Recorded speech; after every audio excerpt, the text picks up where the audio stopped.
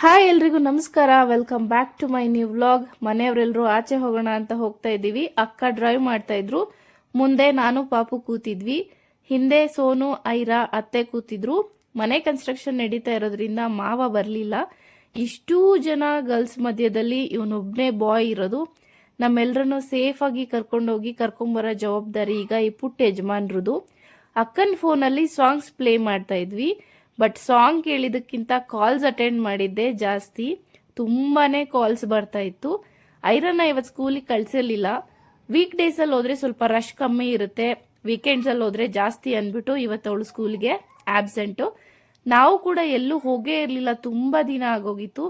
ನನ್ನ ಹಸ್ಬೆಂಡ್ ಕೂಡ ಹೇಳ್ತಾ ಇದ್ರು ಎಲ್ಲೂ ಹೋಗಿಲ್ಲ, ಅಕ್ಕ ಫ್ರೀ ಇದ್ರೆ ಕರ್ಕೊಂಡು ಎಲ್ಲಾದ್ರೂ ಹೋಗ್ಬಿಟ್ಟು ಬನ್ನಿ ಅಂತ. ಅದಕ್ಕೋಸ್ಕರ ಇವತ್ತು ಹೋಗ್ತಾ ಇದ್ದೀವಿ. ಮಕ್ಕಳಂತೂ ಅವ್ರ ಫೇವ್ರೇಟ್ ಸಾಂಗ್ಗಳನ್ನೆಲ್ಲ ಹಾಕೊಂಡು ಒಂದು ಸ್ವಲ್ಪ ಹೊತ್ತು ಡ್ಯಾನ್ಸ್ ಮಾಡ್ತಾ ಇದ್ರು. ಅವ್ರದ್ದು ಇವಾಗ ಕರೆಕ್ಟಾಗಿ ನಿದ್ದೆ ಟೈಮು. ಚೆನ್ನಾಗಿ ಡ್ಯಾನ್ಸ್ ಮಾಡಿಬಿಟ್ಟು ಈಗಲೂ ಆಗ್ಲೋ ಮಲ್ಕೊಳ್ತಾರೆ. ನಮ್ಮ ಅತ್ತೆ ಅಂತೂ ಒಂದು ತಿಂಗಳಿಂದ ಕೇಳ್ತಾ ಇದ್ರು ಘಾಟಿಗೆ ಹೋಗ್ಬೇಕು ಅಂತ. ಅಕ್ಕನೂ ಆಲ್ಮೋಸ್ಟ್ ಯಾವಾಗ್ಲೂ ಬ್ಯುಸಿ ಇರ್ತಾರೆ. ಇವತ್ತೆಲ್ಲರೂ ಫ್ರೀ ಇದ್ವಿ ಅಂತ ಹೇಳಿ ಹೋಗ್ತಾ ಇದೀವಿ. ಆನ್ ದ ವೇ ನಾವು ಅಬ್ಸರ್ವ್ ಮಾಡಿದ್ದು ಹಸುಗಳನ್ನ ಈ ರೀತಿ ಟೆಂಪೋದಲ್ಲಿ ಹಾಕೊಂಡು ತಗೊಂಡು ಹೋಗ್ತಾ ಇದ್ರು. ನಾವು ಅನ್ಕೊಂಡಿದ್ದು ಯಾರೋ ಸಾಕೋದಕ್ಕೆ ಕರ್ಕೊಂಡು ಹೋಗ್ತಾ ಇದ್ದಾರೆ ಅಂತ.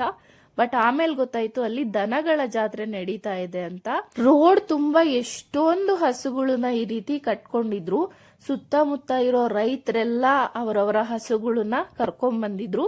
ಅದು ಎಷ್ಟು ನೀಟಾಗಿ ಸ್ನಾನ ಮಾಡಿಸ್ಕೊಂಡು ಕೊಂಬುಗಳಿಗೆಲ್ಲ ಹೂ ಸುತ್ಕೊಂಡು ಹೂವಿನ ಹಾರ ಹಾಕೊಂಡು ಎಷ್ಟು ಚೆನ್ನಾಗಿ ಕರ್ಕೊಂಡ್ ಬಂದಿದ್ರು. ಕೆಲವರಂತೂ ಮೆರವಣಿಗೆ ಮಾಡ್ಕೊಂಡೇನೆ ಕರ್ಕೊಂಡು ಹೋಗ್ತಾ ಇದ್ರು ಹಸುಗಳನ್ನ.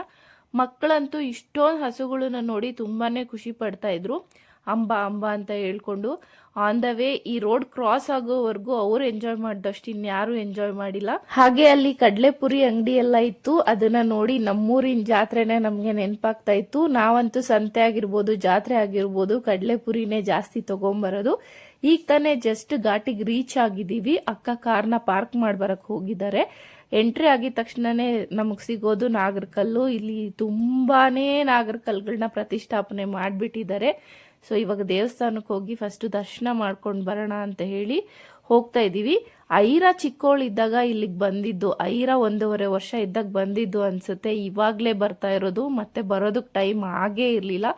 ಜೊತೆಗೆ ನಾವು ಇರ್ಲಿಲ್ವಲ್ಲ, ಅಲ್ಲಿ ಇಲ್ಲಿ ಓಡಾಡೋದೇ ಆಗ್ತಾ ಇತ್ತು. ಇನ್ನು ನನ್ನ ಮಗ ಅಂತೂ ಅವ್ರ ಅಜ್ಜಿ ಜೊತೆ ಸೇರ್ಕೊಂಡು ದೇವಸ್ಥಾನಗಳಲ್ಲಿ ನಮಸ್ಕಾರ ಮಾಡೋದು, ದೇವ್ರ ಪೂಜೆ ಮಾಡೋದು ಎಲ್ಲದನ್ನೂ ಕಲ್ತ್ಕೊಂಡ್ಬಿಟ್ಟಿದ್ದಾನೆ. ಅವ್ರು ಹೆಂಗೆ ಹೇಳ್ಕೊಡ್ತಾ ಇದ್ರು ಅದೇ ರೀತಿನಲ್ಲಿ ಇವನು ಬಾಗ್ಲಿಗೆ ನಮಸ್ಕಾರ ಮಾಡ್ಕೊಂಡು ಒಳಗಡೆ ಹೋಗ್ತಾ ಇದ್ದ. ಇನ್ನು ದರ್ಶನ ಮಾಡೋದಕ್ಕೆ ಬೋರ್ಡ್ ಹಾಕಿದ್ದಾರೆ. ವಿಶೇಷ ದರ್ಶನಕ್ಕೆ 50 ರೂಪೀಸ್ ಅಂತೆ, ಧರ್ಮ ದರ್ಶನ ಈ ಕಡೆ ಅಂತ. ಜನ ಏನ್ ಅಷ್ಟೊಂದು ಜಾಸ್ತಿ ಇರ್ಲಿಲ್ಲ, ಹಾಗಾಗಿ ಧರ್ಮ ದರ್ಶನಕ್ಕೆ ಹೋದ್ವಿ. ಸೋನುಗಂತೂ ನನ್ನ ಮಗನ್ ಕಂಡ್ರೆ ತುಂಬಾ ಇಷ್ಟ. ಅವ್ನ್ ಜಾಸ್ತಿ ಗಲಾಟೆ ಮಾಡಲ್ಲ, ಜೊತೆಗೆ ಯಾರ ಜೊತೆ ಬೇಕಾದ್ರೂ ಇದ್ದೋಗ್ಬಿಡ್ತಾನೆ. ಹಾಗಾಗಿ ದೇವಸ್ಥಾನ ತುಂಬಾ ಅವಳೇ ಎತ್ಕೊಂಡು ಓಡಾಡ್ತಾ ಇದ್ಲು. ನಾವು ಲಾಸ್ಟ್ ಟೈಮ್ ಬಂದಾಗ ದೇವ್ರದ್ದು ಮೆರವಣಿಗೆ ಎಲ್ಲ ಮಾಡ್ತಾ ಇದ್ರು. ಇಲ್ಲಿ ತೆಂಗಿನಕಾಯಿ ಒಡೆಯುವ ಸ್ಥಳ ಅಂತ ಇದೆ. ಯಾರಾದ್ರೂ ತೆಂಗಿನಕಾಯಿ ಎಲ್ಲ ತಗೊಂಡ್ಬಂದಿದ್ರೆ ಇಲ್ಲೇ ಒಡಿಸ್ಕೊಂಡು ಒಳಗಡೆ ಹೋಗ್ಬೇಕು.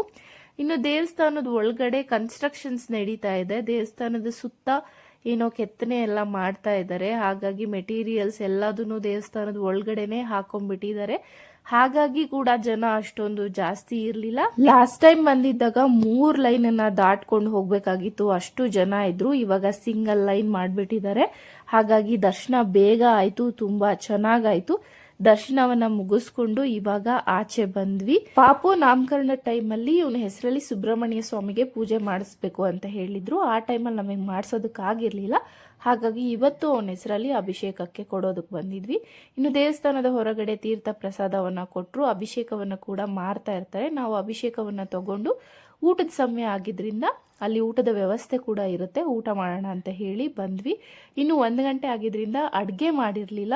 ಪಾಯಸ ಮತ್ತೆ ಟೊಮೆಟೊ ಬಾತ್ ಮಾಡಿದ್ರು. ಅಂದ್ರೆ ತಿಂಡಿಗೆ ಏನ್ ಮಾಡಿದ್ರು ಅದೇ ಇತ್ತು. ಬಟ್ ಅಡ್ಗೆ ಅಂತೂ ತುಂಬಾ ಚೆನ್ನಾಗಿತ್ತು. ಊಟವನ್ನ ಮಾಡಿಕೊಂಡು ದೇವಸ್ಥಾನದ ಹೊರಗಡೆ ಈ ರೀತಿ ತುಂಬಾ ದೊಡ್ಡದಾಗಿರುವಂತ ಒಂದು ಸುಬ್ರಹ್ಮಣ್ಯ ಸ್ವಾಮಿಯ ಕೆತ್ತನೆಯನ್ನ ಮಾಡಿದ್ದಾರೆ. ಅದನ್ನ ನೋಡ್ಕೊಂಡು ಅದ್ರ ಹತ್ರ ಒಂದಷ್ಟು ಫೋಟೋಸ್ ಅನ್ನ ತಕೊಂಡು ವಾಪಸ್ ಇವಾಗ ಮನೆಗೆ ಹೊರಟಿದೀವಿ. ಇವನಂತೂ ಅವ್ರ ಅತ್ತೆ ಜೊತೆ ಡ್ರೈವಿಂಗ್ ಸೀಟಿಂದ ಆಚೆನೆ ಬರ್ತಾ ಇರ್ಲಿಲ್ಲ. ನಾನೇ ಓಡಿಸ್ತೀನಿ ಅಂತ ಹೇಳಿ ಕುತ್ಕೊಂಡಿದ್ದ. ನಾನು ಎಷ್ಟು ಎತ್ಕೊಳಕ್ ಹೋದ್ರೂ ಬರ್ತಿರ್ಲಿಲ್ಲ.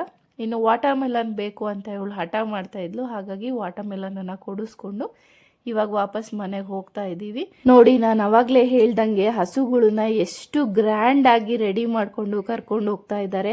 ರೈತರಿಗೆ ದನ ಕರುಗಳ ಮೇಲೆ ಇರೋವಷ್ಟು ಪ್ರೀತಿ ಇನ್ಯಾವ ಪ್ರಾಣಿಗಳ ಮೇಲೂ ಇರೋದಿಲ್ಲ. ಅವಕ್ಕೆ ಅಲಂಕಾರ ಮಾಡಿದ್ರೆ ಅವ್ರಿಗೆ ಏನೋ ಒಂಥರ ಖುಷಿ. ಅಲ್ಲಿ ಜಾತ್ರೆ ನಡೀತಾ ಇದ್ದಿದ್ರಿಂದ ಸ್ವಲ್ಪ ಕಡಲೆಪುರಿಯನ್ನು ತಗೊಂಡು ಹೋಗ್ತಾ ಇದೀವಿ. ಸೋನುಗೆ ರೀಸೆಂಟ್ ಆಗಿ ಜಾಬ್ ಆಯ್ತು. 12 to 10 ಶಿಫ್ಟ್ ಇದ್ದಿದ್ರಿಂದ ಲ್ಯಾಪ್ಟಾಪ್ನು ಅಲ್ಲಿಗೆ ತಗೊಂಬಂದು ಲಾಗಿನ್ ಆಗಿದ್ದಾಳೆ. ನನಗಿಂತ ಚಿಕ್ಕವರೆಲ್ಲ ದುಡಿಯೋಕೆ ಸ್ಟಾರ್ಟ್ ಮಾಡಿದ್ದಾರೆ. ನಾನಿನ್ನೂ ನನ್ನ ಯೂಟ್ಯೂಬ್ ಫಸ್ಟ್ ಪೇಮೆಂಟಿಗೆ ಒದ್ದಾಡ್ತಾ ಇದ್ದೀನಿ. ಅಲ್ಲಿಂದ ಜಲ್ಜಕ್ಕ ಅವ್ರ ಆಫೀಸ್ ಹತ್ರ ಬಂದ್ವಿ. ಜಲ್ಜಕ್ಕ ಕೆಲಸ ಮಾಡ್ತಾ ಇರೋದು ಇಲ್ಲೇ ಚಿಕ್ಕಬಳ್ಳಾಪುರದಲ್ಲಿ. ಅವ್ರ ಆಫೀಸ್ ಹತ್ರ ಏನೋ ಸ್ವಲ್ಪ ಕೆಲಸ ಇತ್ತು ಅಂತ ಹೇಳ್ಬಿಟ್ಟು ನಾವು ಕಾರಲ್ಲೇ ಇದ್ವಿ. ಅಕ್ಕ ಕೆಲಸ ಮುಗಿಸ್ಕೊಂಡ್ ಬರ್ತೀವಿ ಅಂತ ಹೇಳಿ ಹೋಗಿದ್ರು. ಇವನಂತೂ ಡ್ರೈವಿಂಗ್ ಸೀಟಲ್ಲಿ ಕೂತ್ಕೊಂಡು ತುಂಬಾ ಚೆನ್ನಾಗಿ ಆಟ ಆಡ್ಕೊಳ್ತಾ ಇದ್ದ. ದಿನ ಪೂರ್ತಿ ಟ್ರಾವೆಲ್ ಆಗಿದ್ರಿಂದ ಐರಾ ಸ್ವಲ್ಪ ಸುಸ್ತಾಗಿದ್ಲು. ನಮ್ಮ ಅತ್ತೆ ಜೊತೆ ಹಿಂದೆಗಡೆ ಮಲಗ್ಬಿಟ್ಟಿದ್ದಾಳೆ.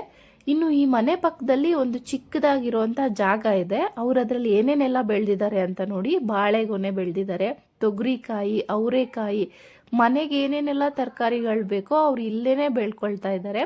ನಾವು ಬೆಳೆದಿರೋದನ್ನ ಅಡುಗೆ ಮಾಡ್ಕೊಂಡು ತಿನ್ನೋದ್ರಲ್ಲಿ ಇರೋ ಖುಷಿನೇ ಬೇರೆ. ಈ ರೀತಿ ಗಿಡಗಳನ್ನ ಬೆಳೆಸೋದು ನಂಗೂ ತುಂಬಾ ಇಷ್ಟ ಆಗುತ್ತೆ.